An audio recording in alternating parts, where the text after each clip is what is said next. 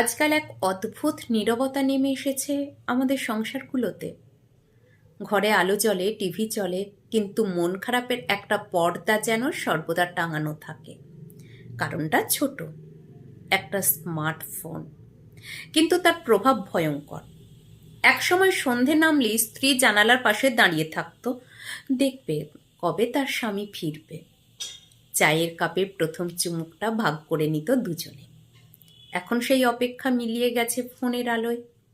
কারোর আঙুল ব্যস্ত স্ক্রিনে, কারোর চোখ ঘুরে বেড়ায় ভার্চুয়াল জগতে। অনেক সংসার ভেঙে যাচ্ছে শুধু এর জন্য যে মানুষ বাস্তব ভালোবাসার বদলে ভার্চুয়াল মনোযোগ খুঁজে নিচ্ছে। কেউ কারোর সময় দিচ্ছে না, যত্ন নিচ্ছে না। সন্তানরাও তা দেখছে, তারা শিখছে ভালোবাসার মানে আর একসঙ্গে থাকা নয়, বরং কে কতটা ব্যস্ত নিজের স্ক্রিনে। আমরা হয়তো বুঝতে পারি না, কিন্তু প্রতিদিন একটু একটু করে হারাচ্ছি আমাদের সম্পর্কের উষ্ণতা। ফোনে যত স্মার্ট হচ্ছি, হৃদয়ে ততই ঠান্ডা হয়ে যাচ্ছি।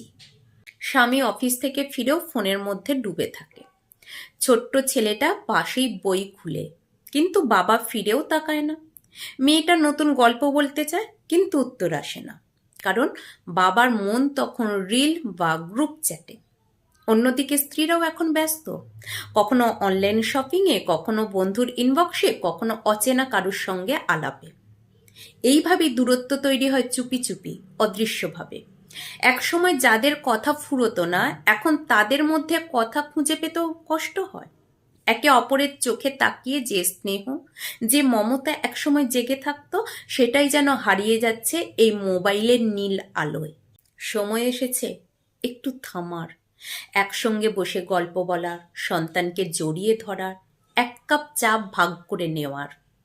কারণ সম্পর্ক টিকিয়ে রাখে প্রযুক্তি নয়, টিকিয়ে রাখে মন, যত্ন আর উপস্থিতি।